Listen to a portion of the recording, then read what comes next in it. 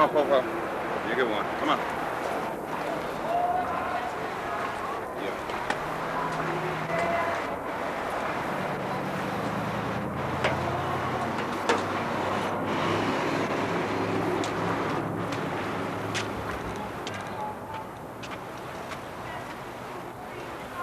I wish you had a zipper for me. Sarah. Come on, Kai. Connie, get up! Come on, Kai.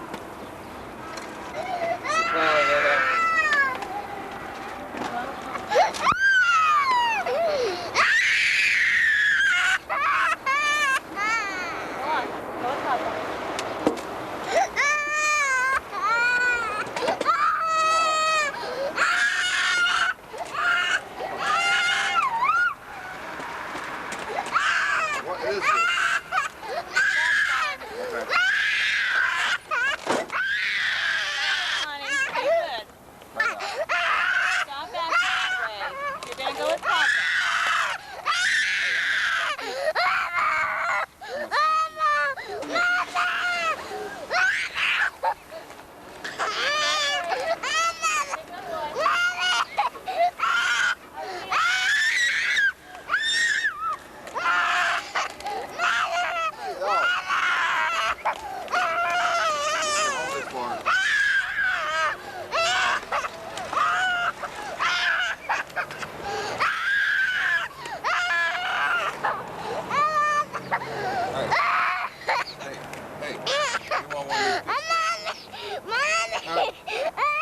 Cut it out.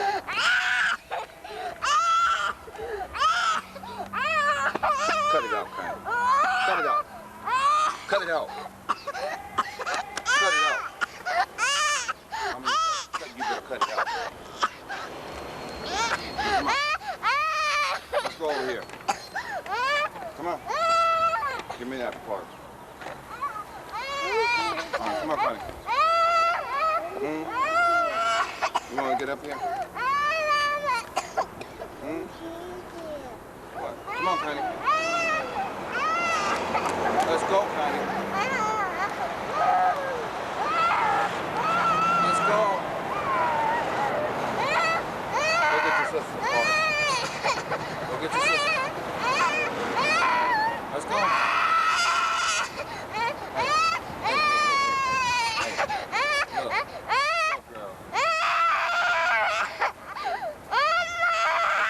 You're not gonna shut up? I'm gonna spank you. You making a ball of snow? I'll spank you.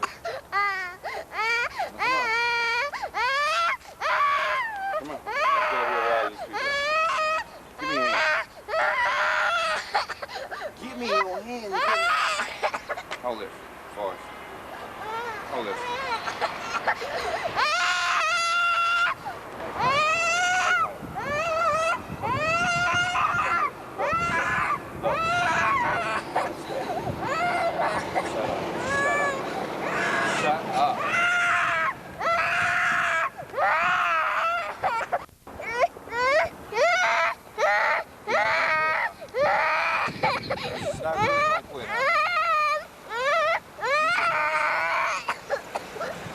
That's what you want?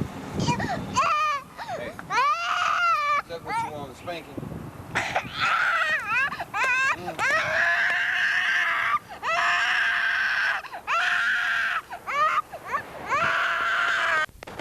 Let's go, Connie. Connie.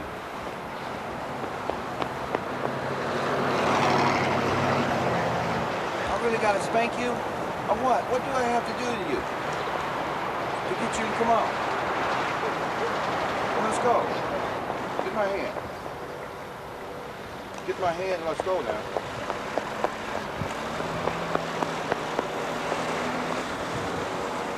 Come on. Come on, boy. Tiny, open your eyes, girl, so you can see now. Come on. Watch it for it. What did I tell you? Well, let's go.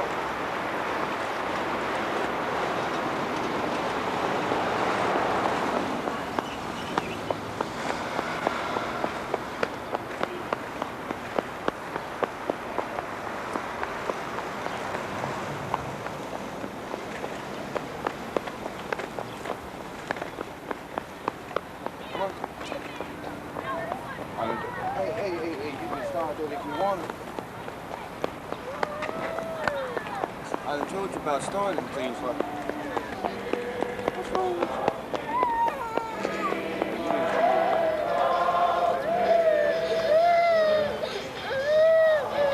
You come over here for that? Is this what you come for? You sure playing your part in this world. Come on.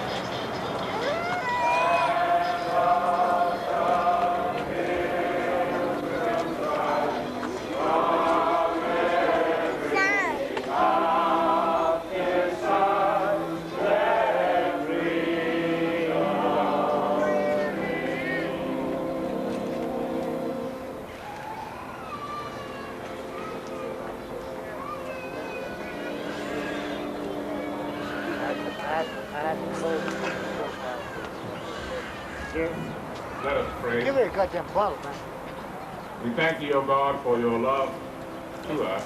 Oh, we love. We thank thee for the life and ministry of Martin Luther King. We thank thee for the cutting edge of your presence that touches our lives yet today because of him.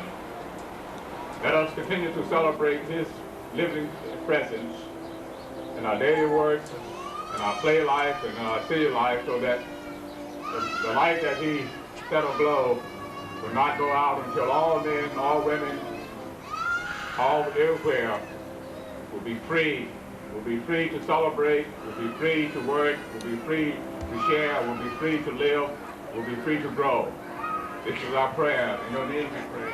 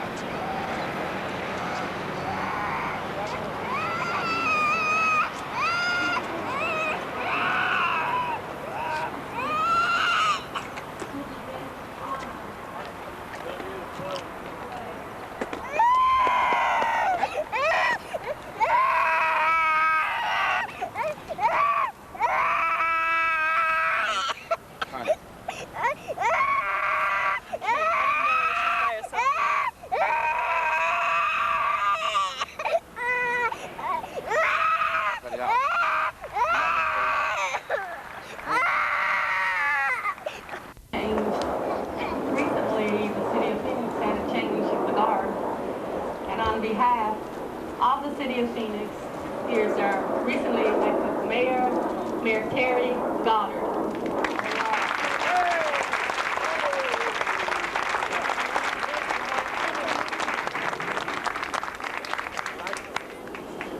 Thank you. It's very exciting and an honor to be here today, hopefully with the beginning of many jumping of the guns on behalf of Phoenix and Arizona on worthwhile projects. And we are in fact jumping the gun on the National Martin Luther King Day, but I think it's very appropriate that we should do so. I also have a proclamation on behalf of the City of Phoenix, which I'd like to read at this time. Whereas Reverend Dr. Martin Luther King, Jr., a great leader in this country's history, spoke often and eloquently of the constant need to raise every man, woman, and child to his or her real potential, and whereas he served his nation as a theologian, prophet, and peacemaker through the quality of his nonviolent approach to seeking the American dream for all Americans, and whereas, to show our love and respect for this fallen leader, our nation shall commemorate a day in his honor as a national holiday, and whereas this nation will officially begin to celebrate the national holiday in 1985, now therefore I, Terry Goddard, Mayor of the City of Phoenix, do hereby proclaim January 15th, 1984 as Martin Luther King Day, and urge all citizens of our city to join with me in the celebration of Reverend Dr. Martin Luther King Jr. Day in Phoenix. Thank you very much.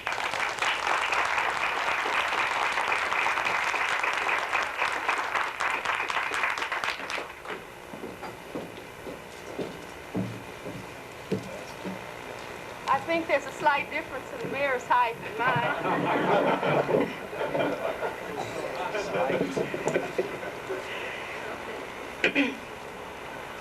No program that has a gathering of people who sing and march of freedom, no program would be appropriate without that audience standing and singing at this time an old favorite, Lift Every Voice and Sing, a song that was once known as the Negro National Anthem, but now it's just a warm song in our heart, and it remains an anthem because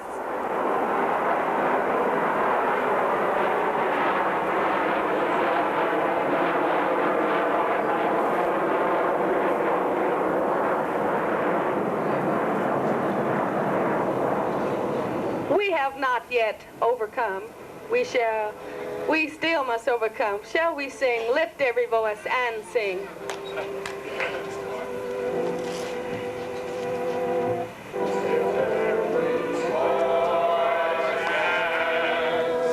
Is Michael on?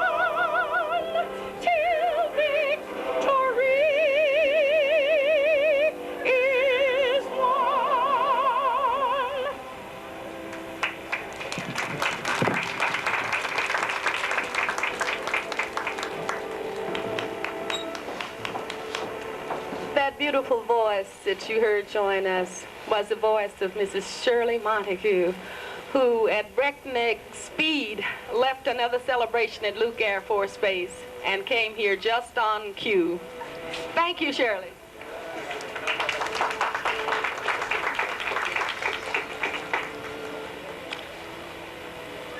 There are reasons for celebrating the birthday of Dr. Martin Luther King that many speakers will share with you here today.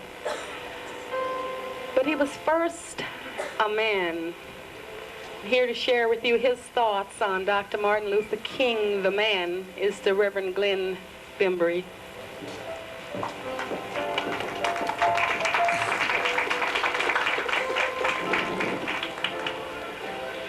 To Mayor Terry Goddard, the Phoenix City Council, members and friends, it is indeed a delight to share with you today reflections on Martin Luther King Jr. as a man. I remember as a child at age 12, the very date that Martin Luther King was assassinated.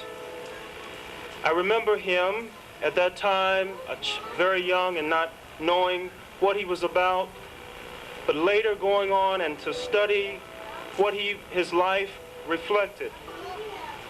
And so the identity of the Reverend Dr. Martin Luther King Jr. was the pressure to live two identities. As a public man, he was outgoing, strong in his beliefs, stirring the hearts of people throughout the country. So this man had two identities. And so Dr. King would often retreat at times in his own private world in order to regenerate the inner man. As a man, he lived on Auburn Avenue in Atlanta, Georgia. Just a few blocks away from the church he co-pastored with his father. As a man, because of his extensive travels, he was often not at home. In spite of his absence, Dr. King would cram weekends to give special attention to his lovely wife, Coretta Scott King, and his 4 children, Yolanda Denise, Martin Luther King III, Dexter, and Bernice. As a man, he would come home to entertain himself with his children, playing games with his children on the steps of his home. His children were obsessed with understanding their father, who was not at home. As a man, he would rise early in the mornings, reading books, paddling about the house, playing with his children, listening to the operatic records and tinkering with the piano.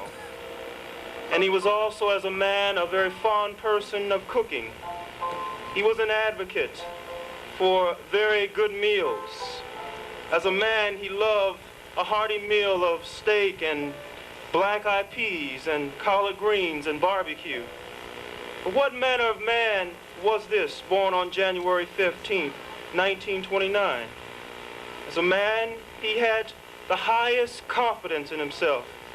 As a man, he was complex with many faces, a mystic man, flowing out with strong and determined faith in himself and others.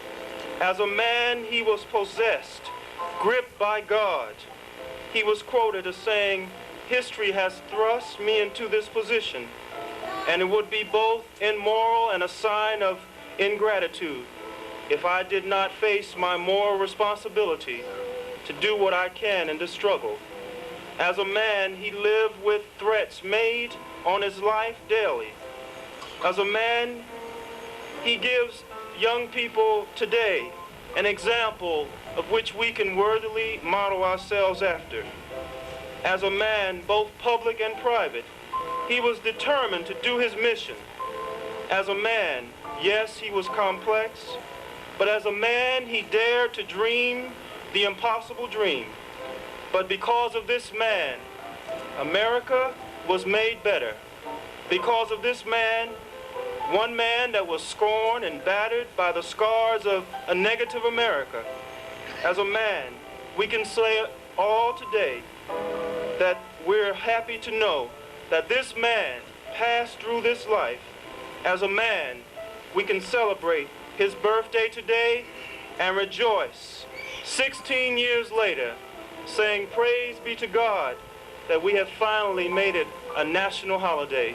Martin Luther King Jr. as a man. Thank you.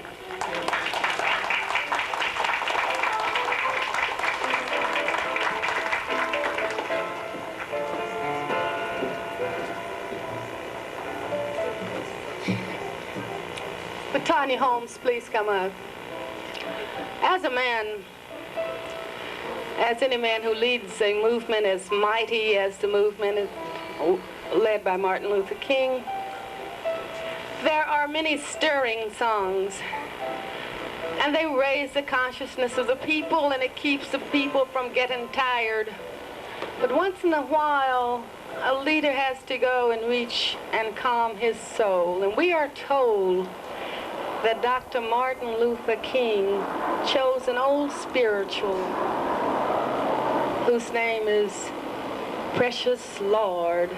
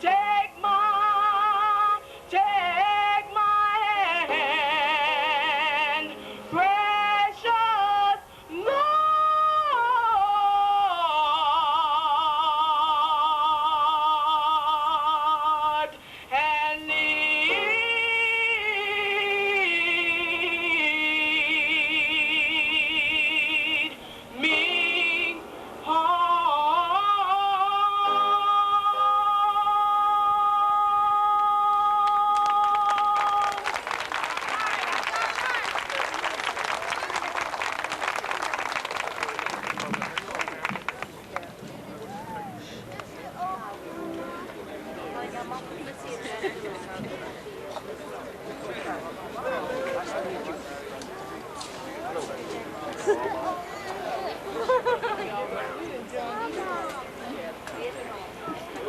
those of us who lived during those days, and for those of us who came after, at some time or the other, a rerun on TV, an album in somebody's home, we've all heard the magnificent voice of Dr. Martin Luther King and his famous "I Had a Dream" speech.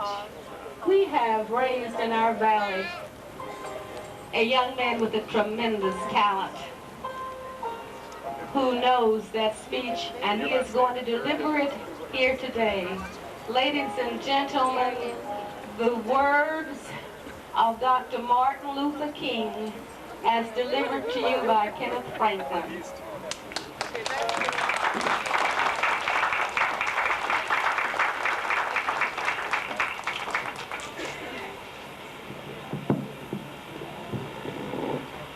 First, I'd like to say, with respect to God, to the Mayor, Terry Goddard, to the rest of the distinguished guests, I'm honored to be here.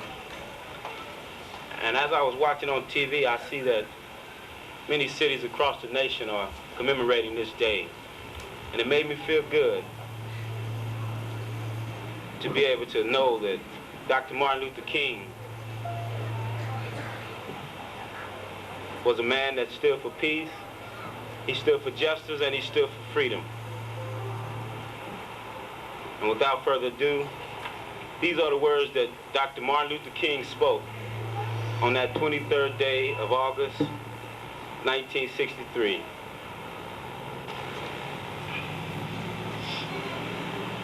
I am happy to join in with you today in what will go down as the greatest demonstration of freedom ever recorded in the history of our nation. 50 years ago, a great American, in whose symbolic shadow we now stand, signed the Emancipation Proclamation.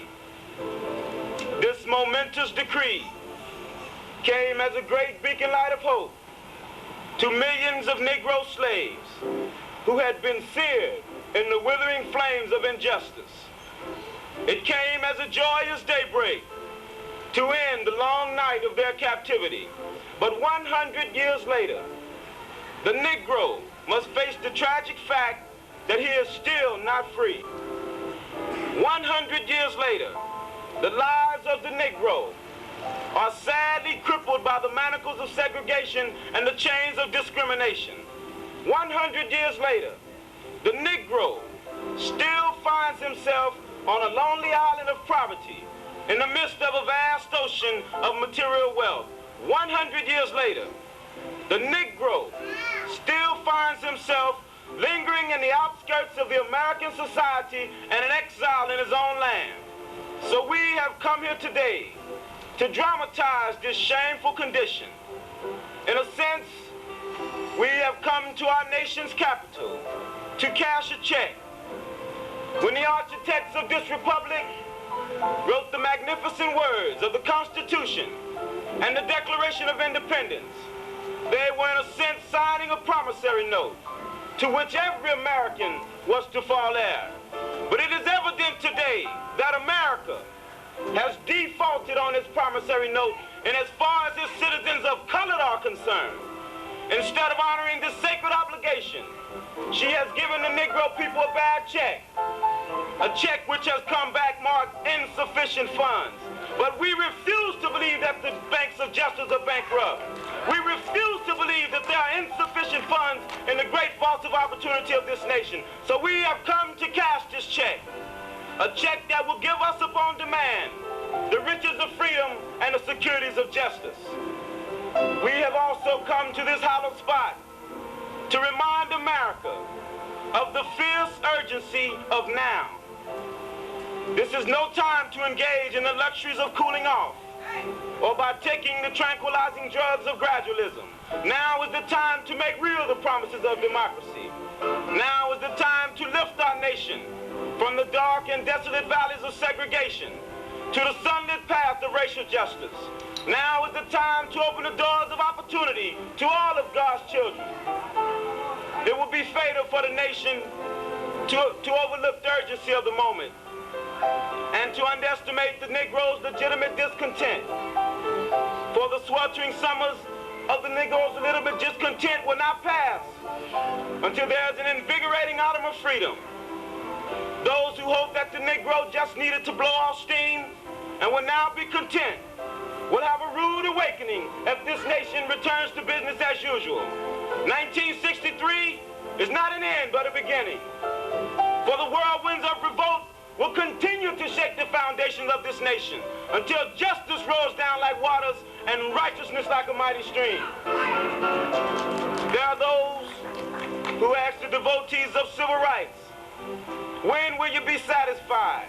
We will never be satisfied as long as the Negro is the victim of the unspeakable horrors of police brutality. We will never be satisfied as long as our bodies, heavy with the fatigue of travel, cannot lodge in the motels of our highways and the hotels of our cities. We will never be satisfied as long as our children are stripped of their dignity and robbed of their selfhood by signs stating for whites only. We will never be satisfied as long as the Negro's basic mobility is from a smaller ghetto to a larger one. No, we will never be satisfied until justice rolls down like waters and righteousness like a mighty stream. But there is something that I must say to my people who stand on the warm threshold which leads into the palace of justice. In the processes of gaining our rightful places, we must not be guilty of wrongful deeds. We must not allow our creative protests to disintegrate into physical violence. We must again and again conduct our struggle on the high planes of dignity and discipline. We must continue to rise to the majestic heights of meeting physical force with soul force. This marvelous new militancy which has engulfed the Negro community must not lead to the hatred and the distrust of all white people. For as evidenced by their presence here today, some of them have come to realize that their freedom is somewhat tied to our freedom, that their destiny is inextricably bound to our destiny. We cannot go alone. And as we march, we must continue to make the pledge that we will always march ahead, knowing that we will be free one day. But there is something I'm not unmindful that some of you have come out of deep trials and tribulations. Some of you have come from fresh, narrow jail cells. Ye have been the victims of creative suffering. But continue to work with the faith that unearned suffering is redemptive. But I say to you today, go back to Mississippi. Go back to Alabama. Go back to Georgia. Go back to Atlanta. Go back to the slums and the ghettos of our northern cities, knowing that this situation can and will be changed. But I say to you today, my friends, though we face the difficulties of today and tomorrow, I still have a dream. It is a dream deeply rooted in the American dream. I have a dream that one day this nation will rise up and live out the true meaning of its creed. That we hold these truths to be self-evident, that all men are created equal. I have a dream that even on the red hills of Georgia, the sons of former slaves and the sons of former slave owners will be able to join hands together. I have a dream that down in Mississippi, with its vicious races, and whose governor's lips are presently dripping with the words of interposition and nullification, will be transformed into a situation where little black boys and little black girls will be able to join hands together as brothers and sisters. I have a dream today. I have a dream that my 4 little children will one day be able to live in a nation where they will not be judged by the color of their skin, but by the content of their character. I have a dream today. I shall be exalted. Every hill and molehill shall be made low. And the glory of the Lord shall be revealed, and all flesh shall see it. This is our hope. This is the faith with which I return to the South. With this faith, we will be able to hew out of the mountain of despair a stone of hope. With this faith, we will be able to turn the dangling discords of our nation into a symphony of brotherhood. With this hope, we will be able to work together and pray together and stand up for freedom together, knowing that we will be free one day. And this is the day when all of God's children will be able to sing with new meaning.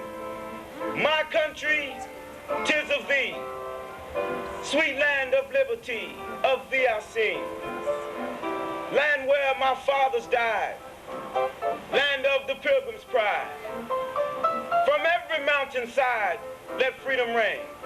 And if America is to be a great nation, this must come true. So let freedom ring from the mighty mountains of New York. Let freedom ring from the Stone Mountain in Georgia. Let freedom ring from the curvaceous peaks of California. Not only that, let freedom ring from the snow-capped Rockies of Colorado. And when we let freedom ring, when we let it ring from every city and every state, from every village and every hamlet, we will be able to speed up that great day when all of God's children, black men and white men, Jews and Gentiles, Protestants and Catholics, will be able to join hands and sing in the Negro spiritual of old, free at last, free at last. Thank God Almighty, I'm free at last.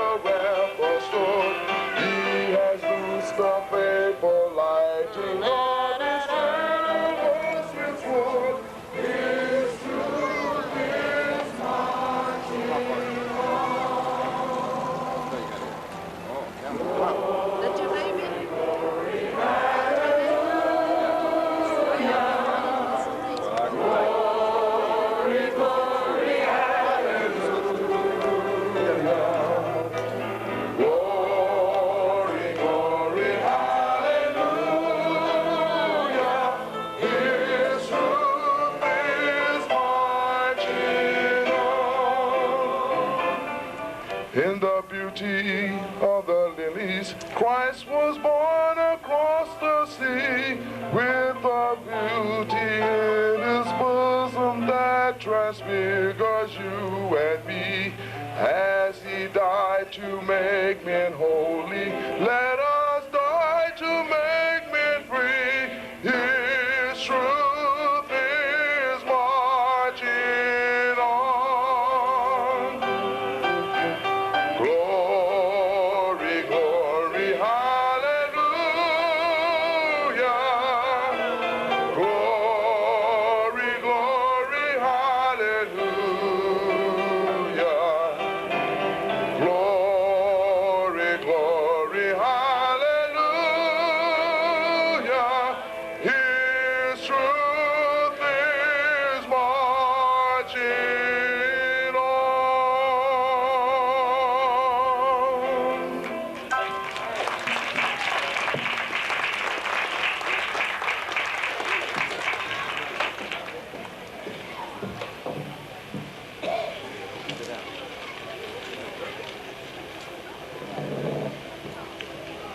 Dr. Martin Luther King, the man. Now, there are citizens who are seated behind me who will share with you their reminiscences and memories of Dr. King and his impact his impact on Phoenix, Vice Mayor Calvin C. Good.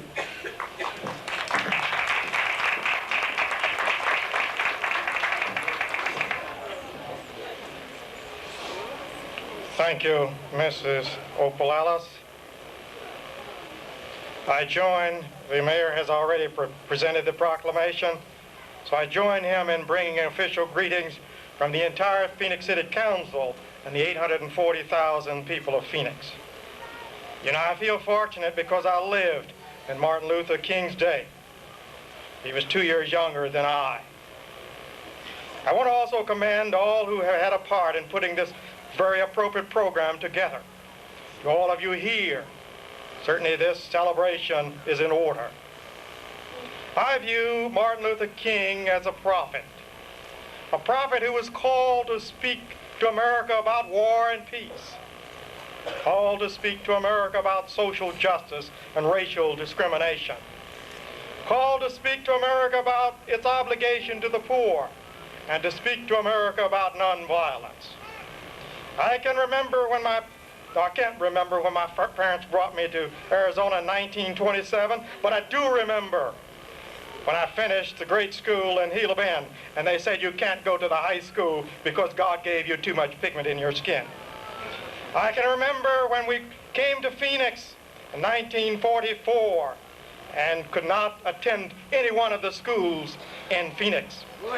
I enjoyed attending Phoenix Carver High School, but I also would have liked to have had the opportunity to go to any school I so chose.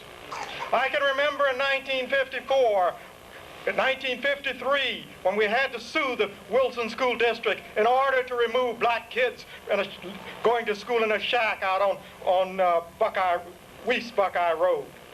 I can remember in 1954 when they closed Carver High School and said they were going to integrate the schools in the city of Phoenix. I can remember when they denied me a job as we closed Carver High School, again because I was black. What I'm saying to you folks, that the Martin Luther King impact on this country certainly started in 1954 with the Montgomery boycott in Alabama. And it's ironic that in 1964, when he was shot, he was still working for people in terms of the sanitation strike in Tennessee. I can remember, folks, when Morrison Warren, we're talking about the middle 60s. Martin Luther King came to Phoenix in the early 60s, and I can remember very distinctly when Reverend Brooks and others of us sponsored his visit here. I can remember, folks, in 1966, when Morrison Warren was the first black elected to the Phoenix City Council and served to 1970. We're talking about impact on Phoenix. I can remember in 1970 when I was elected. Remember, only 5% of the black population in Phoenix is here. I can remember, folks, when we had marches here, marches formed by Reverend Brooks and by Lincoln Ragsdale, when we marched from Eastlake Park out to the Capitol. I can remember when we had sit-ins downtown here to make people serve people regardless of their race or their creed or their color. What I'm saying to you folks is the impact of Martin Luther King has been nationwide, it has been local-wide, and it has been worldwide. So in terms of the political impact on Phoenix, it has been great. But I want you to know, folks, we have not certainly arrived. The things that he lived for, the things that he died for, are things that I challenge all of you. As I tell young people every day, I want every right guaranteed to me as an American citizen. No more, no less.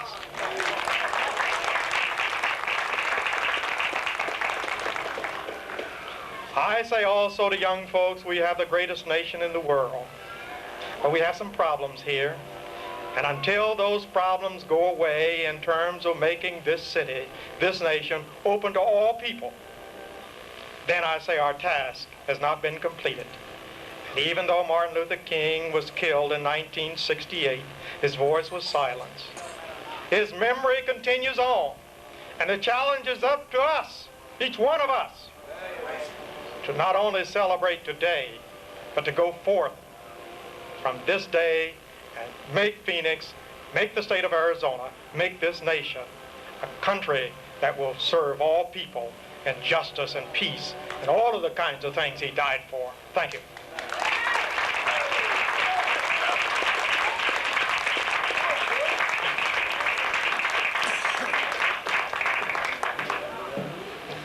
While some of those activities were occurring in Phoenix, there were many ministers and many people across this city who walked with Dr. George Brooks and Mr. Lincoln Ragsdale. One of those men was a minister who is here with us tonight. Ladies and gentlemen, Reverend Ray Manker.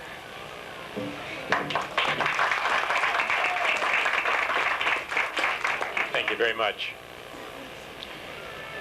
One of the very important events of my life was when I was privileged to sit on the platform with Dr. King in Tempe as he had addressed us in one of his visits, and then later to march with him on the last day of his famous march from Selma to Montgomery, Alabama. I was asked to look for a minute or two upon the impact of Martin Luther King Jr. on the world.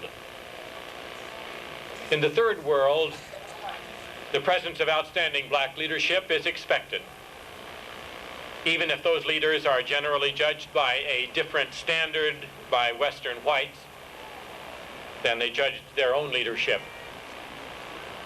The black leader in the predominantly white Western world has an infinitely more difficult time achieving the recognition properly due. And unfortunately, oftentimes when it comes, in some way is found to demean it.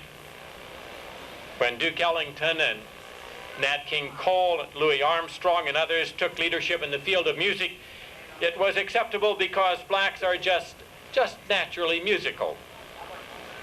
When Joe Louis and Jackie Robinson broke the color line and blacks began to dominate boxing, baseball, basketball, football, that was acceptable after a while because blacks are just naturally athletic. When Thurgood Marshall became Justice of the Supreme Court, it was purely a political appointment. But when Martin Luther King Jr. took the leadership of the Birmingham bus boycott and then openly defied a court order and in an act of civil disobedience went to jail in Birmingham in 1963, he captured the moral leadership in such a manner as perhaps only Gandhi before him had done. And there was no way that it could be effectively demeaned. In spite of all that a bigoted J. Edgar Hoover could do, and it was considerable, Martin Luther King Jr. assumed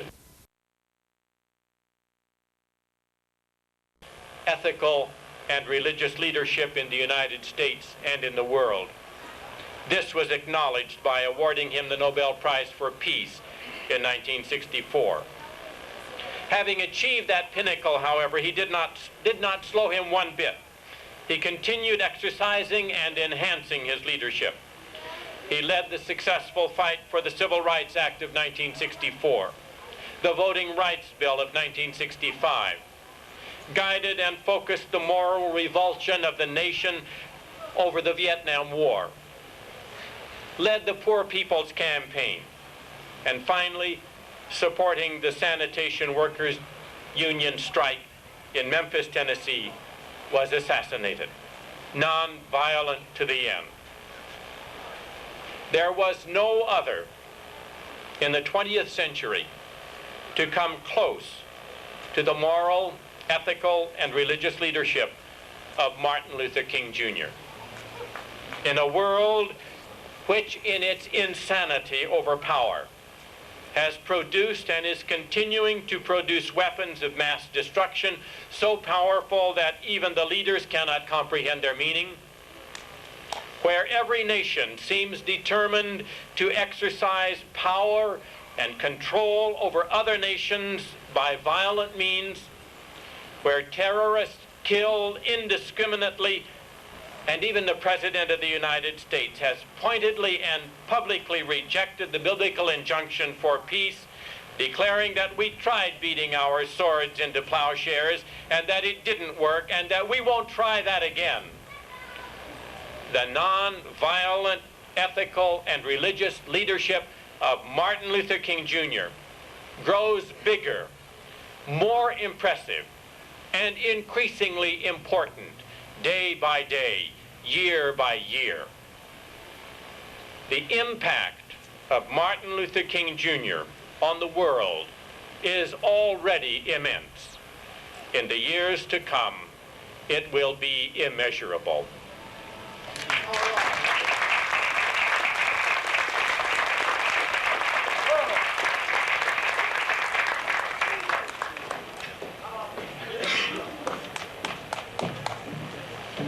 Are the members of the Victory Baptist Church present?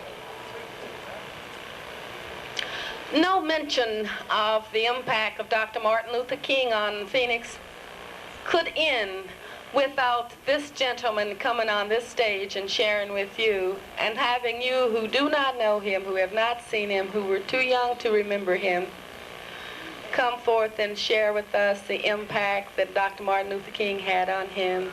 Ladies and gentlemen, Reverend George Benjamin Brooks. All right.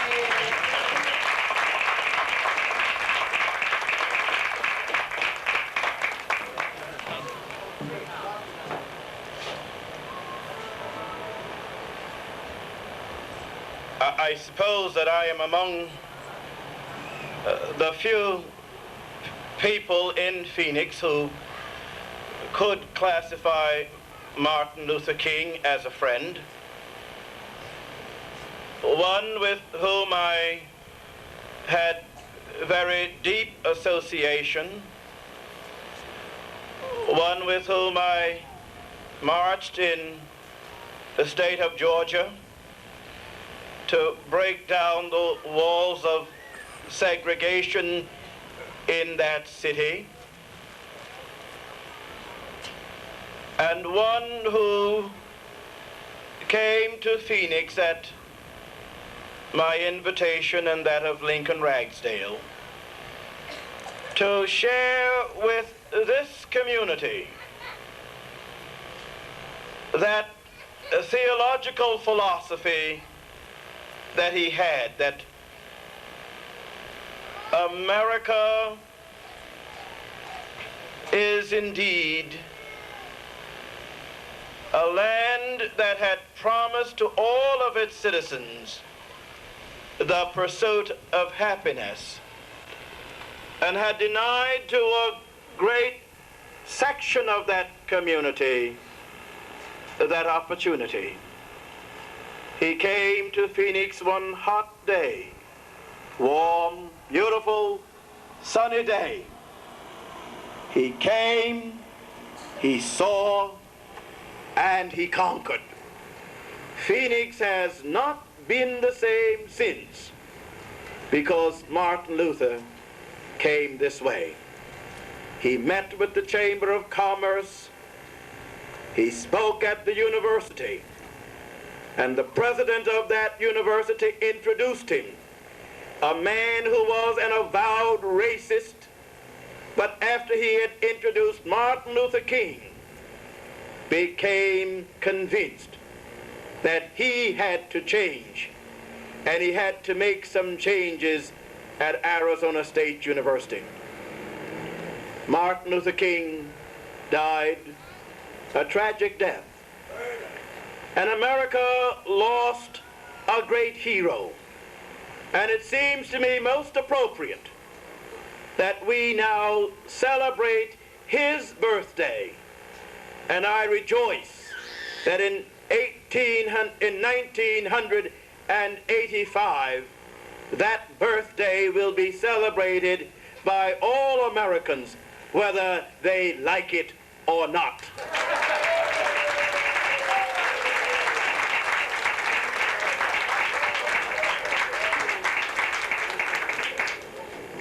Ladies and gentlemen, if we are to keep alive the dream of Martin Luther King, If we are not to move backward as we did after the Civil War, we must indeed pursue good education. We must make sure that those in power meet across the table with us to share power. And I mean that political power, I mean that social power, and I need that economic power. Because one nation, one part of that nation that has affluence, and the other part living in poverty is not a free nation. You and I have the responsibility to make America free, and you and I therefore have the obligation and the command to call upon those who sit in the seat of power today to meet with us to again negotiate the transfer of some of that power in order that little children, little boys and little girls might catch again the flame that Martin Luther King lit and carry it on so that this nation will be that invincible nation that it ought to be. God bless all of you. Thank you.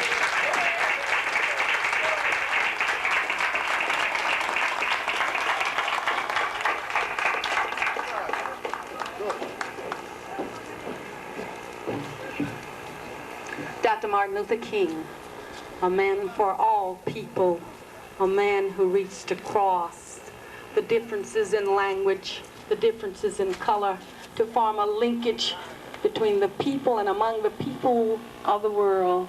Ladies and gentlemen, to share with you, Councilwoman Mary Rose Wilcox.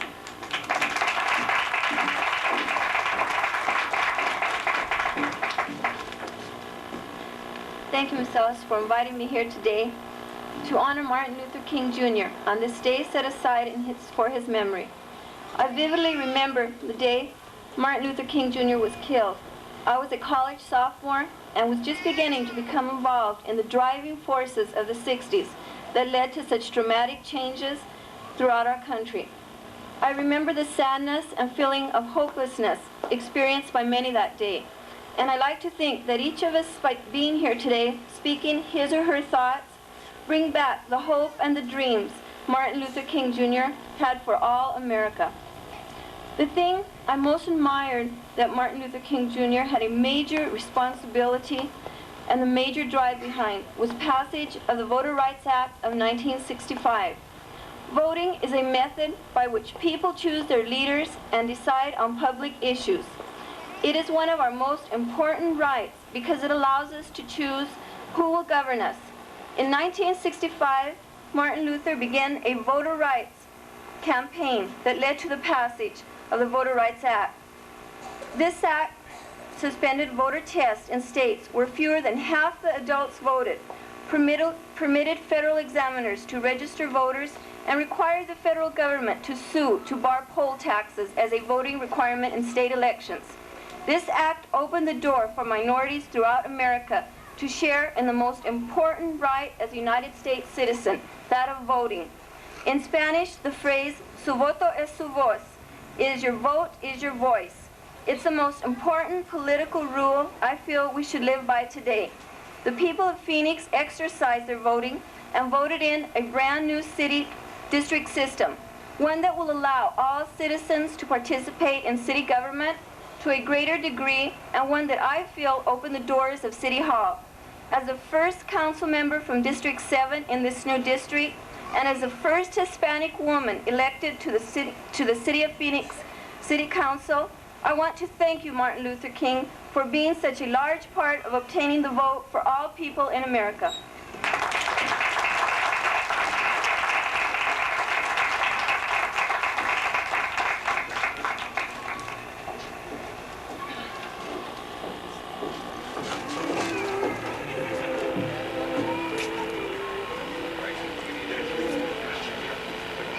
Ladies and gentlemen,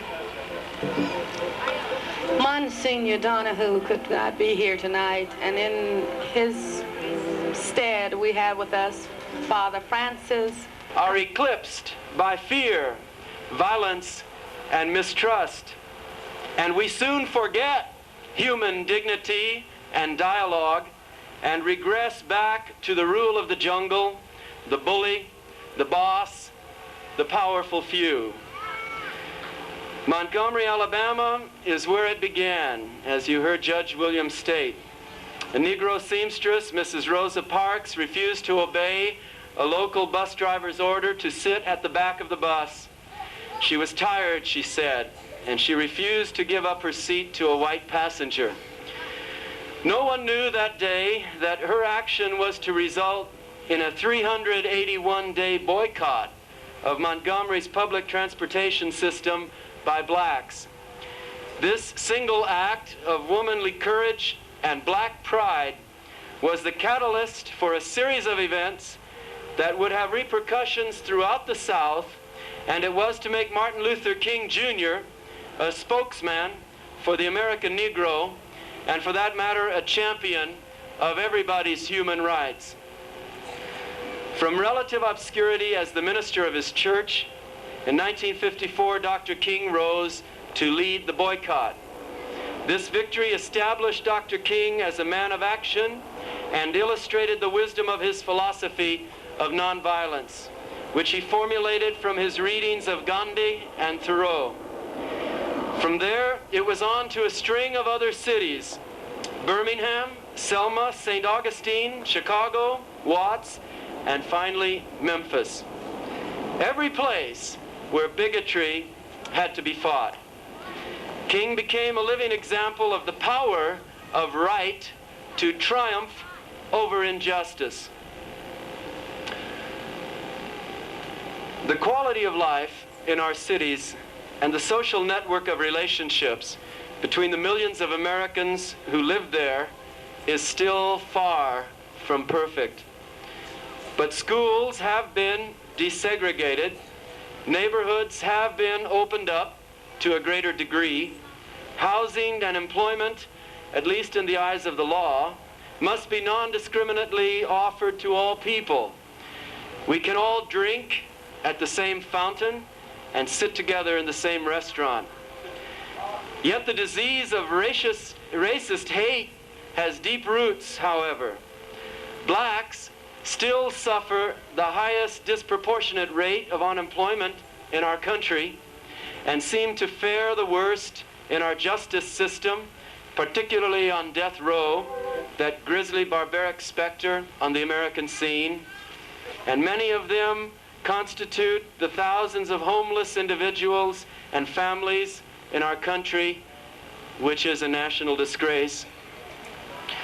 Nonetheless, our consciousness as a people has been raised by the vision and valor of the man whose memory we celebrate today.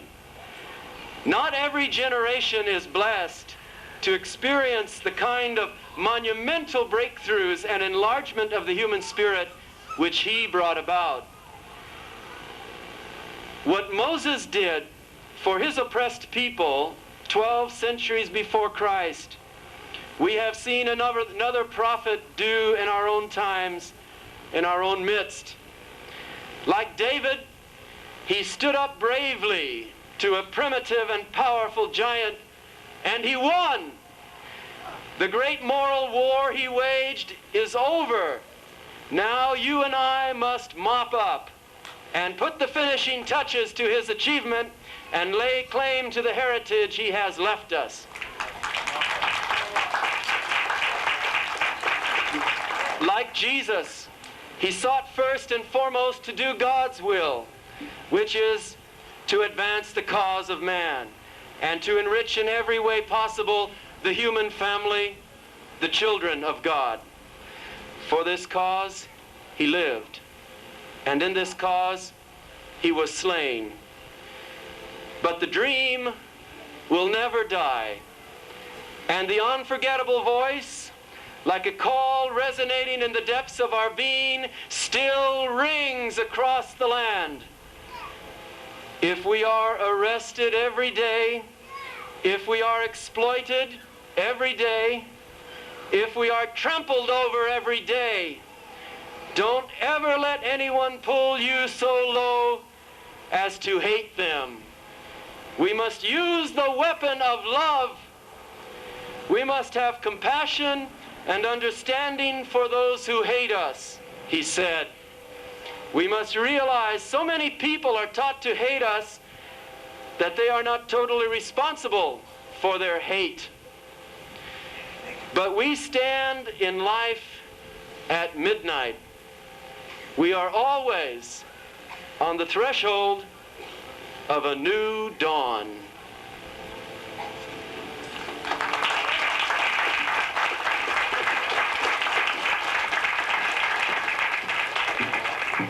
I know you're getting cold, but children, don't you get weary and don't you get tired. He's worth it this one time. Ladies and gentlemen, County Supervisor Ed Pastore.